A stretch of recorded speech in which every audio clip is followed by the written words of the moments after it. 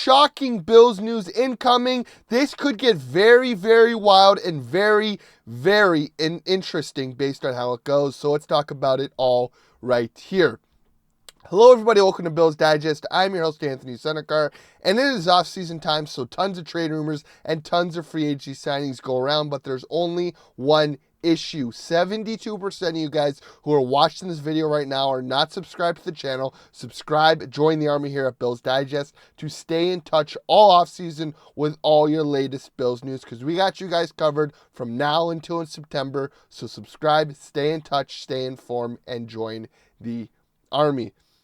And like I said, guys, we might have some shocking Bills news coming very, very soon. There was an article that just released that had Curtis Samuel as a shocking player now on the verge of getting cut.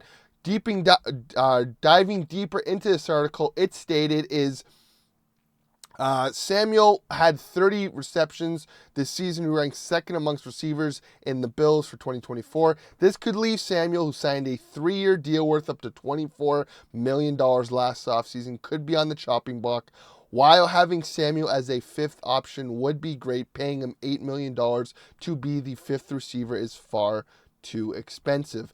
And I agree with this a lot. Now, with the signing of Elijah Moore, the signing of Shenault, you have Curtis Samuel, you have Khalil Shakir, you have Dalton Kincaid, you have Keon Coleman, you have that of Shavers, who had a good end to the season. There is a lot of cooks in the kitchen, and the stats for Curtis Samuel are not that great. Higher expectations for Samuel, and they were not met at all. Like I said, finished the season with 31 receptions for 253 yards and 1 receiving touchdown. Now, in his defense, he did get hurt early in training camp, and that injury lingered him for a very long time. Did not fully get back into his classic Curtis Samuel role, which is that of a gadget player who can play in running back, the slot, outside, inside, underneath, over the top. He didn't really get into that shape until a lot later in the season. Even looking at this chart, he had a very big game against the Chiefs, kind of dwindled out, got injured, came back, had a good playoff game against the Broncos, and then dwindled again. Now, let's not forget, looking at that career stat, his big season, which was in 2020, was that when Joe Brady was the OC with the Carolina Panthers. The Bills thought they could rekindle that relationship and make it pop again. Obviously, Curtis Samuel was battling injuries all season last year, starting with training camp to what it is now. But at $8 million a year, that needs to be your number 3 or number 4 receiver. That guy cannot be on the bubble fighting for a position. And now with this very, very big wide out room, where does Curtis Samuel really fit in this offense? And I forgot about Josh Palmer too. Looking at it, the Bills got right now, that's Keon Coleman, Joshua Palmer, Khalil Shakir, Curtis Samuel, Elijah Moore, Shenault. You got Kane and Parter. You got Shavers, like I said. You got KJ Hamler, and you got Virgil. Now, if they go into the season, they're probably going to go in with 5 receivers, and that leaves you with Keon's making the team, Joshua Palmer's making the team, Khalil Shakir's making the team. You got 3 spots left right there, and you got 3 receivers who are already locks. That leaves you with 6 guys. The Bills are going to the season with 5 receivers. So who is going to be the odd man out? Obviously, you can go with that of Shenault, but the Bills like to have a good return game, and Shenault offers that, and he's not making $8 million a year. Elijah Moore is only at 1 year for $5 million and offers around the same skill set as that of Curtis Samuel. I like Curtis Samuel a lot, and I like Elijah Moore a lot. But for $8 million for Curtis Samuel, with that of $5 million for Elijah Moore, it raises a question of where does Curtis Samuel stay in this offense and what can he bring? He is a very good gadget receiver, and he is a very good gadget player. He lined up in the backfield a lot for Joe Brady, kind of went underneath for screens, bubble screens, screens out the backfield, motions, kind of see what the offense brought. For $8 million, you cannot be playing an $8 million gadget receiver. He is not Deebo Samuel. He is that of a few tiers below. And again, Tyrell Shavers, another bubble guy who looked very, very good in his limited snaps at 6'3" or 6'4" with good speed. The Bills have been kind of getting big receivers. Curtis Samuel's on the smaller side. He's 30 years old. So again, where does that leave him in this very big Bills wide receiver room? I think we are going to have a very interesting camp battle for that 5th position on this team.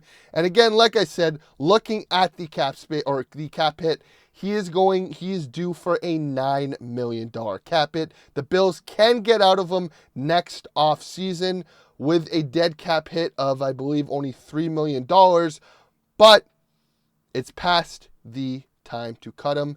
Now he is going to be a post-June 1st cut candidate, and the money doesn't make sense for the Bills to cut him post-June 1st.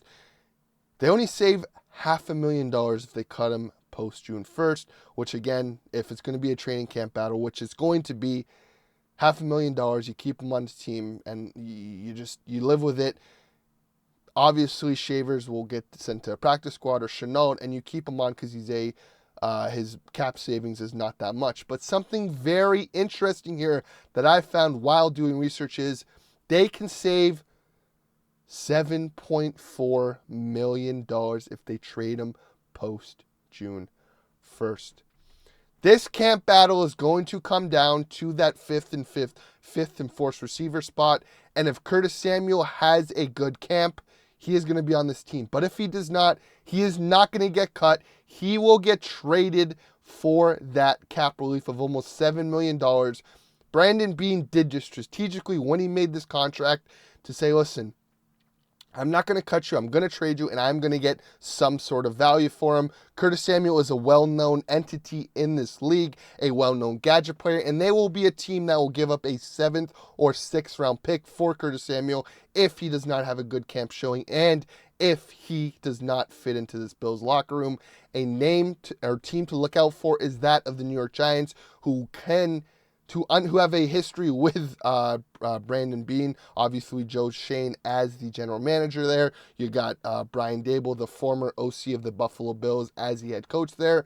And the Bills have kind of been the same way the Bills plucked from Carolina. The New York Giants have been plucking from the Buffalo Bills. And I think that if Curtis Samuel doesn't have a good camp, he will get traded to the New York Giants for a late round pick because I believe that he would be a very good fit in that offense for the Giants. And the Bills will still get some sort of value back for Curtis Samuel. The Curtis Samuel experiment doesn't work out, but you're still saving $7 million and probably getting a 7th or 6th round pick. So it works out for both parties.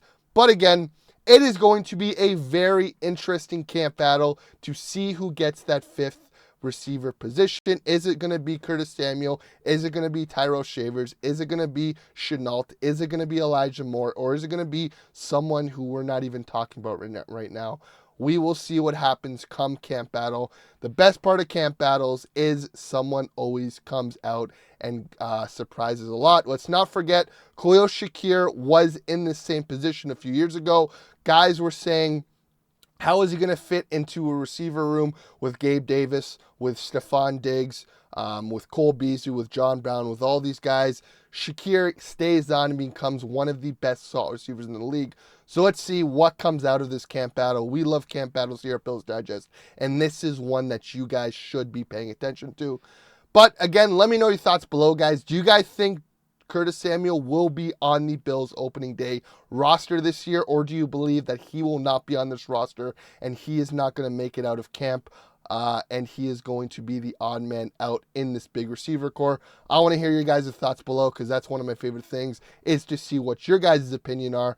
As always, guys, please subscribe to the channel. We are on the road to 500 subscribers, and every little bit helps. Like I said, it's off-season time, and we will keep you guys in touch all off-season till September football comes around. And as always, guys, go Bills.